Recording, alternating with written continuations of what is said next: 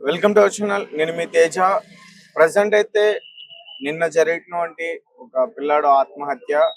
So Narayana స్కూల్లో జరిగింది. ఇదంతా కూడా హయత్ నగర్, నేతాజీ నగర్ లో ఉన్న ఈ స్కూల్లో జరిగింది. ఇదే కాదు, ఇంతకు ముందు చాలా జరుగుతున్నాయి. మరి ఎందుకు ప్రభుత్వం ఇటు నారాయణ సంస్థలు కానీ అటు శ్రీ చైతన్య సంస్థలు కానీ ఎందుకు టచ్ చేయలేకపోతుంది? రీజన్ ఏంటి? ఈ విషయాలన్నీ కూడా మనం తెలుసుకోవాలి. ఒకసారి మనం పూర్తిగా చూస్తే ఆ పిల్లల్ని తీసుకెళ్లే విధానం చూస్తే చాలా బాధ అనిపిస్తుంది. జైల్లో ఖైదీలను తీసుకెళ్ళినట్టు తీసుకెళ్తున్నారు. పేరెంట్స్ అందరూ కూడా ఆ గేట్ల దగ్గర వెయిట్ చేస్తున్నారు. ఒకసారి మీరే ఆలోచించండి. వేలకు వేలకు ఫీజులు కట్టింది మీరు గేట్ల దగ్గర నుంచోడానిక? మీ పిల్లల భవిష్యత్తు గురించే కదా మీరు ఆలోచించేది. వాళ్ళని పొట్టబెట్టుకుంటున్నారు ఈ రోజు నారాయణ సంస్థలో. ఒక టీచర్, ఒక ప్రిన్సిపల్, అతను భయం చెప్పాల్సింది పోయి వేరే విద్యార్థితో కొట్టించి అవమానించి ఆ క్లాస్ రూమ్ లో అబ్బాయిని చాలా బాధ పెట్టాడు. అది జీర్ణించుకోలేక ఆ అబ్బాయి తన హాస్టల్ రూమ్ లో ఉరి వేసుకుని మరి సరే, అబ్బాయి కంటే తెలీదు, కనీసం హాస్టల్ దగ్గర వార్డెన్ అయినా ఉండాలి కదా. వాళ్ళు ఏం చేస్తున్నారనేది చూసుకోవాలి కదా. మరి వేలకు ఫీజులు కట్టించుకుంటున్నప్పుడు అక్కడ సెక్యూరిటీ సిబ్బంది కూడా కరెక్ట్ గా ఉండాలి కదా. ఎవరు లేదు. ఒకసారి మీరే చూడండి, ఆ పేరెంట్స్ ఆ గేట్ల దగ్గర ఎట్లా వెయిట్ చేస్తున్నారో, వాళ్ళ పిల్లలు ఎప్పుడు బయటకు వస్తారని ఎదురు చూస్తున్నారు.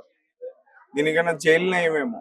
ఒక్కొక్కరిని ఖైదీల్ని రిలీజ్ చేస్తున్నట్టు రిలీజ్ చేస్తున్నారు. కనీసం ఆ పేరెంట్స్ కి కూర్చోవడానికి కూడా ఇక్కడ వసతి లేదు, ఒక ప్లే గ్రౌండ్ లేదు, ఏమీ లేదు.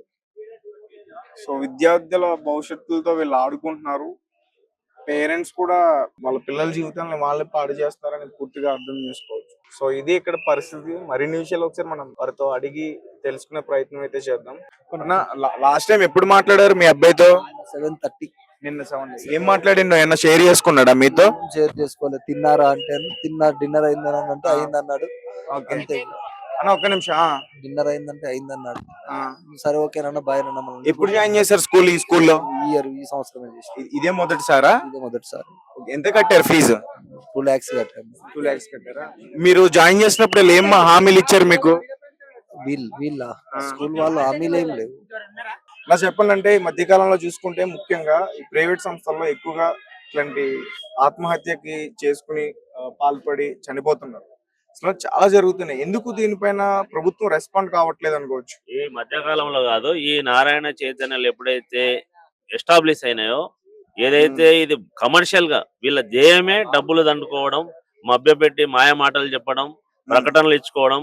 ఇక్కడ మా కాలేజీలో చేరితే తప్ప మీకు ర్యాంకులు రావు అని వాళ్ళ పేరెంట్స్ మైండ్ లో పిఆర్ఓలను పెట్టుకొని ఊర్లో వీళ్ళ ఎడ్యుకేషన్ సిస్టమ్ ని పూర్తిగా ఖరాబ్ చేసారు వీళ్ళు. నారాయణ చైతన్య ఏదైతే కార్పొరేట్ సిస్టమ్ ఉందో, పిల్లలకు వాళ్ళు 5th 6th క్లాస్ చదువుతున్నప్పుడే పోయి మా కాలేజీలో మా స్కూళ్ళలో చేర్పించండి పిఆర్ఓలు పెట్టుకొని గ్రామీణ స్థాయిల నుంచి తీసుకొచ్చి ఆ పిఆర్ఓలు ఏంటంటే మేము మాట్లాడతాం, మేము మాట్లాడి చేర్పిస్తాం, కొంత మీకు కమిషన్ ఉంటది. కాబట్టి ఇది ఎట్లా అంటే ఒక బ్రోకర్ వ్యవస్థను తయారు చేసిరు వీళ్ళు. నారాయణ చైతన్య అనేటోళ్ళు ఒక బ్రోకర్ వ్యవస్థను తయారు చేసిరు.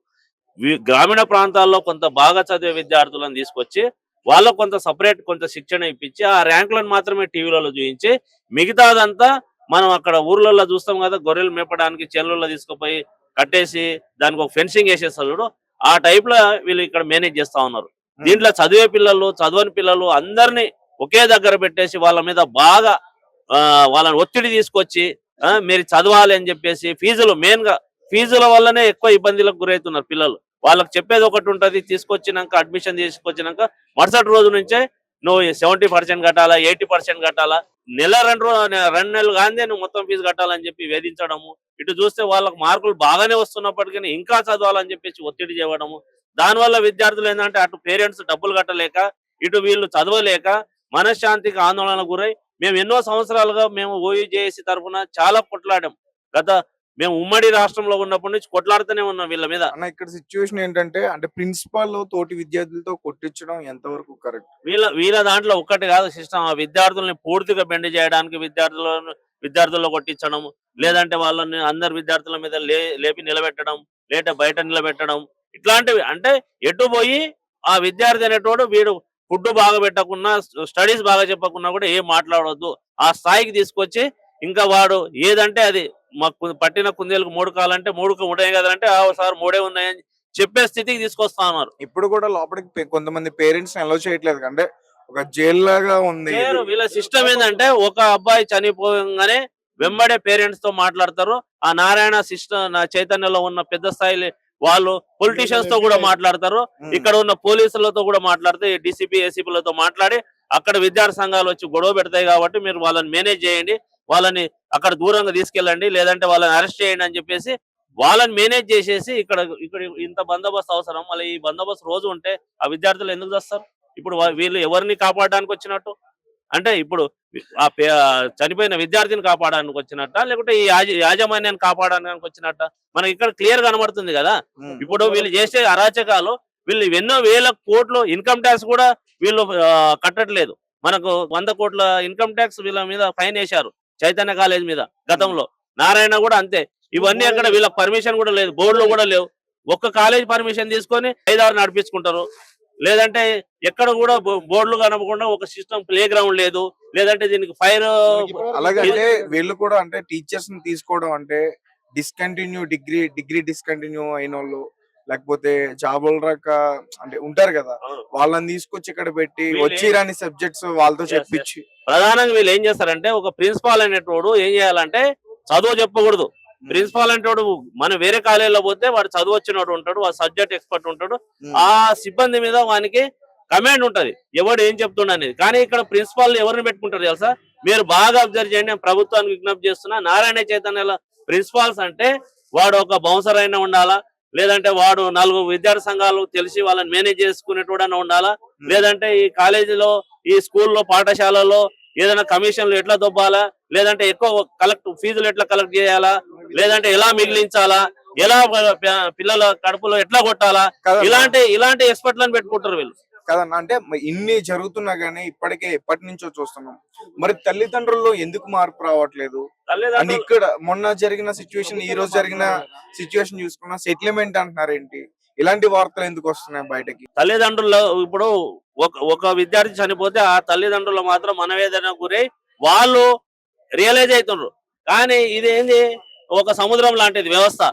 ఈ వ్యవస్థలో మిగతాది టీవీలలో ఆ ర్యాంకులు చూసి లేదు దాంట్లో పోతేనే మంచి ర్యాంకులు వస్తాయి. పేరెంట్స్ లలో ఒకటి చాలా, నేను పేరెంట్స్ కూడా విజ్ఞప్తి చేస్తున్నా, మీ ఒకవేళ విద్యార్థి ఎంపీసీ బైపీసీ చదవలేని స్థాయిలో ఉంటే మీరు వేరే కోర్సులు చేయించండి. ఎందుకు మీ పిల్లల్ని ఉసురు పోసుకుంటున్నారు?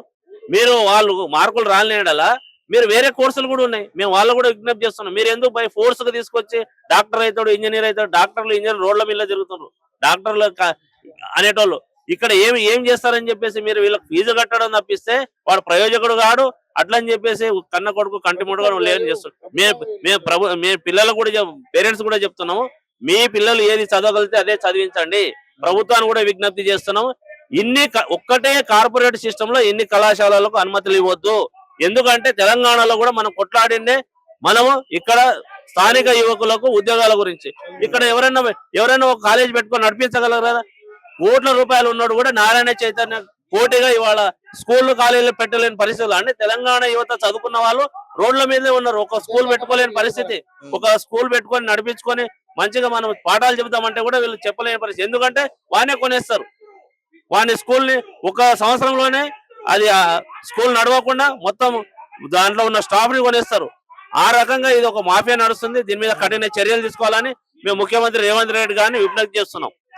అంటే ఇప్పటికే చాలా జరుగుతున్నాయి అన్న, దీనిపైన స్పెషల్ కమిటీ కూడా వేసి విచారించాలని కూడా చెప్తున్నారు, అయినా గానీ యాక్షన్ తీసుకోవట్లా. ఒక స్కూల్ పెట్టిన వ్యక్తి ఒక సీఎం రేంజ్ లో ఒక మినిస్టర్ లెవెల్లో ఉంటున్నాడు కాబట్టి అతను చెప్పినట్టు ఇక్కడ సమస్యలు నడుస్తున్నాయి.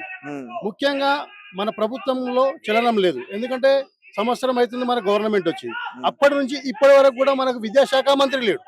విద్యాశాఖ మంత్రి లేనిది ఎవరు యాక్షన్ తీసుకోవాలా? ఈ పేరెంట్స్ పిల్లలు చనిపోయిన వాళ్ళు ఎక్కడికి వెళ్ళి మొరబెట్టుకోవాలనేది నా విజ్ఞప్తి. ఇకనైనా మన ప్రభుత్వము ముందుకొచ్చి ఇలాంటి సంఘటనలు జరగకుండా చూసుకోవాలని ఒక మనవి. ఇక్కడ పరిస్థితి ఇక్కడ చూసుకుంటే పేరెంట్స్ అందరూ కూడా బయట వెయిట్ చేస్తున్నారు. అంటే ఒక జైల్లో ఉంది ఇదంతా కూడా, పేరెంట్స్ కూడా లోపలికి అలౌ చేయట్లేదు.